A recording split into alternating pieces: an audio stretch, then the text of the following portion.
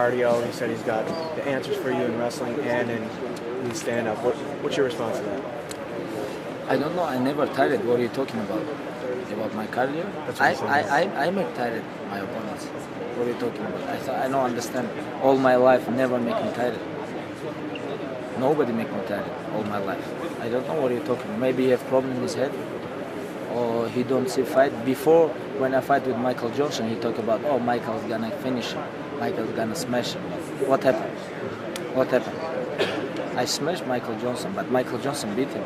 Michael Johnson make him go down. You know, he go down in UFC 6 or 7 times. What are you talking about? I'm gonna finish this game. He said there's no animosity. It's just that you guys really want to fight each other. But from your end, do you not like him? Not too much. You know, for me it's not personality. This is just another opponent. But he talked too much. That's why I'm gonna break his face, teach him a little bit respect, and this is what I'm gonna do. You talked a lot about, you know, fighting for the interim belt and that you're treating this like the real belt. Is it a little bit disappointing that, you know, this isn't for the actual, I know you've answered this probably, but this isn't actually for the lightweight title? This is supposed to, yes, Tony and me, I think this is top high-level fighters, and we have to fight with real belt. But UFC put Conor this weight, give him belt, protect him, you know, it's okay. I'm gonna finish him, take interim belt after fight with Conor, finish him too, and take real belt. This is what I'm gonna do. A lot of people say, you know, Conor's protected, Conor's hiding, but it's the things that Eddie Alvarez said before he beat him. Do you respect Conor? Do you think that, you know, he is a viable opponent for you, or do you just think that you'll run right through him too? I think he's a good opponent. I think he has good, very good accuracy, good boxing timing,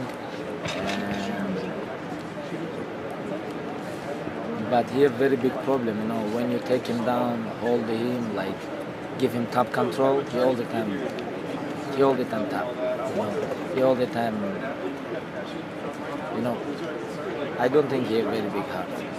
He has a big mouth, but not big heart. But he know how fighting, he is not easy fight, but if we think about like Tony, Michael Chiesa, then these guys, Tony is much easier. You know, talking about Conor, what do you make of the fact that he's the champion in the UFC, but he's spending more time talking about boxing rather than the UFC? Is that strange to you that, you know, being a champion, he's not more focused on UFC? I don't think about this. Okay. I think about only my next fight, March 4. Okay. I have my opponent. I have tough opponent. I think about this. I don't think about his life. Right. I don't follow this. You know? Okay. So talking about your fight, how do you see it playing out on that Saturday night? You know, I have only one plan. And I don't want to beat him. I want to finish him. Okay. I want to finish this guy. I want to make him tired. He talk about my cardio, but I never ever, nobody can make me tired. You know, all my amateur careers, professional careers, nobody make me tired. Right. All the time I pressure. I make people tired, you know. I don't know what you're talking about. Yeah. And I think he very surprised when he feel my pressure. Okay. I think it's because I feel when I pressure to Michael Johnson, I watch his eyes, I feel he's like surprised, you know. And he talk about, oh, Michael Johnson's gonna smash Khabib, blah blah blah before fight, but after fight he's quiet. I think same situation. After when we fight with him, I think same situation. He stay humble, stay quiet, because I'm gonna teach him respect. Yeah. So I think everybody's expecting you to try to take him to the mat and, you know, impose your will there. Is that your plan for that fight, to get him to the mat and, you know, do what you always do to fighters? You know, I take this fight because everybody wants to watch this fight. Everybody, you know, all coaches, all fans, media, everybody wants this fight. That's why I ask, hey, please give me only Tony, because this is toughest guy who I have to fight now. Because Conor relax, Conor take time. Now who? I have to fight with Tony. please give me Tony. That's why I take this fight. Okay. I saw an interview where you were saying you were offering him $100,000 to take the fight. Did you have to offer him the $100,000 to take the fight, or was that just? I don't know. He say I don't take this money. I don't know. Maybe for him it's small money. Yeah. I don't know. But he's don't take this money. Okay. And I know you've been mentioning how you have the country of Russia behind you. How quickly would you like to have a fight for you in Russia, or have there been any talks of that happening for you in the future? This is, like this very big dream, fight in Russia when UFC come to Russia, But I don't believe this. I don't believe I fight in Russia when UFC come because how I fight if I am lightweight champion, how I fight in Russia, because UFC don't make in Russia pay-per-view show. Okay. I don't believe this because when UFC make pay-per-view show, they make Vegas or New York, Okay. Because this is two places where all Brazil, like for pay-per-view show, but Russia is not ready for pay-per-view show. Okay. If they can't take you there, do you feel they're at least promoting you well in Russia? Like, is the UFC pushing your name out in Russia, or how do you feel about that? Yes, I feel a little bit. I feel because UFC promote my name like last 5 years. Okay.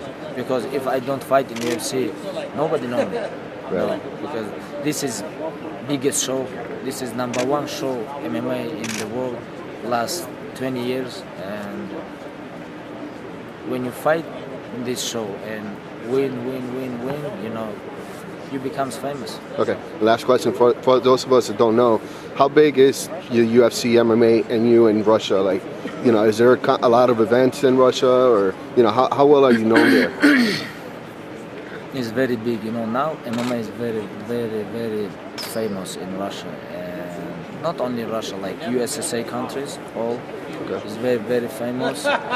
I don't know about pay-per-view, but if UFC make big show in Russia, like stadium 60,000, 50,000, I think this very easy becomes full.